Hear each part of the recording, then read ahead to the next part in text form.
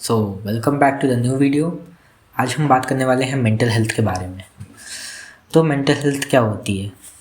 तो WHO के मायने में देखा जाए तो mental health refers to the emotional, psychological and social wellbeing of how you handle, think, feel, handle stress, relate to others and make choices. और इसको सिंप्लीफाई करा जाए तो इसका मतलब ये होगा कि फंक्शनैलिटी एंड अडेप्टेबिलिटी। फंक्शनैलिटी का मतलब ये है कि अगर ना आप कुछ काम करना है तब वो स्मूथली काम कर पा रहे हो कि नहीं कर पा रहे हो, जबकि फंक्शनैलिटी होगी। क्योंकि अगर आपका हाईएस्ट पोटेंशियल होता है या कैपेबिलिटी रहती तो ना आप उस टास्क को कितने स्मूथली कर पाते, ये है फंक्शनैलिटी। दूसरी है अडेप्टेबिलिटी। इसका मतलब ये है कि जब है ना अगर आपके सामने कुछ ना ऑब्स्टेकल आ रहा है तो आप उस ऑब्स्टेकल को कैसे डील कर रहे हो और उससे मूव ऑन कर पा रहे हो कि नहीं कर पा रहे हो, या आप वो आपकी ग्रोथ में हिंड्रेंस बन रहा है या आपको बहुत ज़्यादा स्टक ऑन कर रहा है एक ही बात पे लाइफ के। और ये जो फंक्शनैलिटी और ये अडेप्टेबिलिटी होती है ये पर्सन टू पर्सन डिपेंड करती है। जितनी फंक्शनैलिटी और अडेप्टेबिलिटी आपकी होगी ज़रूरी नहीं है कि उतनी ही रोनाल्डो की भी हो। तो there is a difference in that. उसके लिए पीक कंडीशन होगी, उसका स्पोर्ट्स में फुटबॉल में एक्सेल करना आपके लिए वो ज़रूरी नहीं हो सकता है। तो पहले तो अगर आपको लग रहा है कि आपको ना कुछ दिक्कतें हैं मेंटल हेल्थ से रिलेटेड, तो आप है ना पहले इन स्टेप्स को फॉलो कर सकते हो। पहले तो चीज़ है, पहले मैं बताऊंगा कि हमें क्या रोकना है। तो फर्स्ट स्टेप है स्टॉप रोमांटिसाइजिंग पेन। इसको रोमांटिसाइज करके कोई ज़रूरत नहीं है, कुछ अच्छा नहीं होने वाला है। आप सैड रह के आप कुछ ना डीप इंटेलेक्चुअली फिलोसफिकल नहीं बन पा रहे हो। और ब्रोकन रहने का मतलब ये नहीं है कि आप कोई स्पेशल आदमी हो। हीलिंग बोरिंग नहीं है, बट क्या है, उसी मिजरेबल पोजीशन पे रहना बहुत ज़्यादा ना वीक है।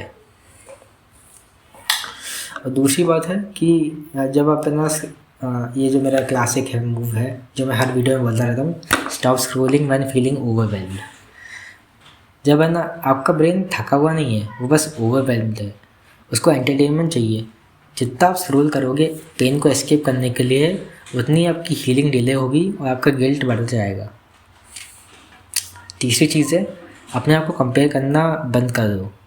क्योंकि इंस्टाग्राम या सोशल मीडिया पे लोग अपना बस सबसे हाईलाइटेड मूवमेंट बता रहे हैं।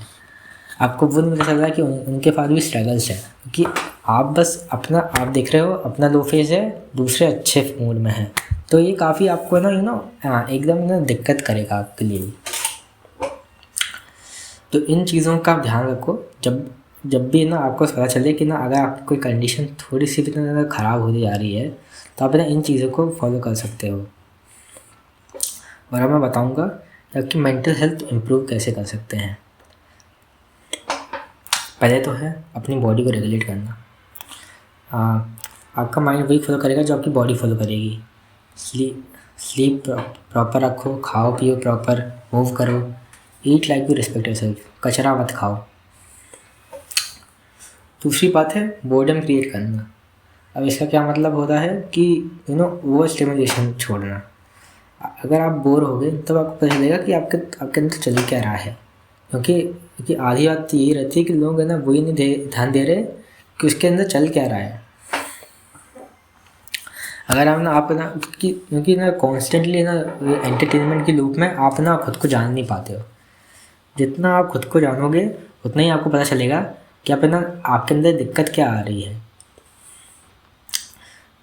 तो तुम्हें डिस्कम्फर्ट के साथ ना बैठना ही पड़ेगा, कुछ ना कुछ करके भी।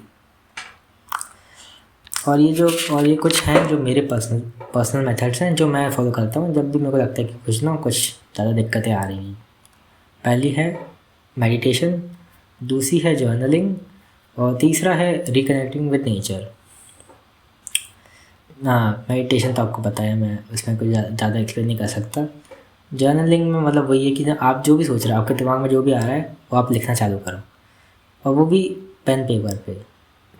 वो आपको ज़्यादा कनेक्ट करेगा।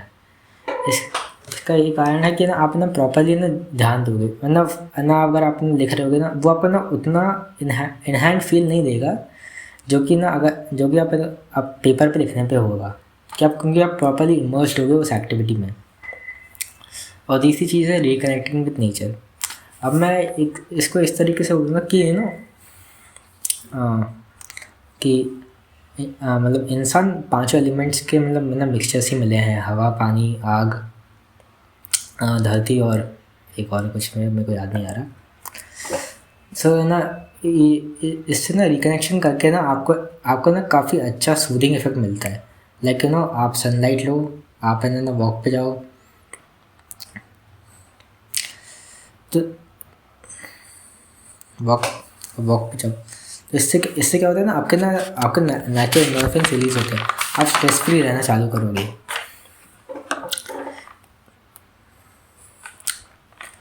क्योंकि इंसान ना रूम में रहने के लिए नहीं बने हैं।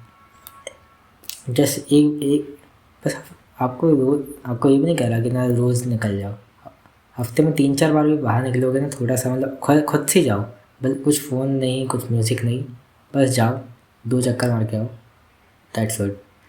अगर आपको जाने का मन नहीं है, कोई बात नहीं, छत है, जाओ थोड़ी देर धूप में खड़े हो जाओ, दैट्स बेटर। आपकी सर्केडियन रिदम्स ना बेटर होती है सनलाइट से, आपके नेचुरल एंडोर्फिन्स रिलीज़ होते हैं, तो ये काफ़ी अच्छी चीज़ है।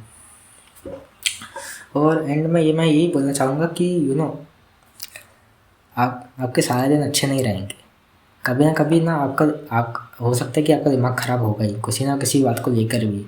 आप ना कितना भी ये फॉलो कर लो, कभी ना कभी दिक्कतें आएंगी ही आएंगी, इसका कोई सल्यूशन है नहीं, सफरिंग तो है, इटर्नल है। और कुछ तो लेट मी सी, नहीं कुछ नहीं है, तो that's all for the video, thank you, have a nice day.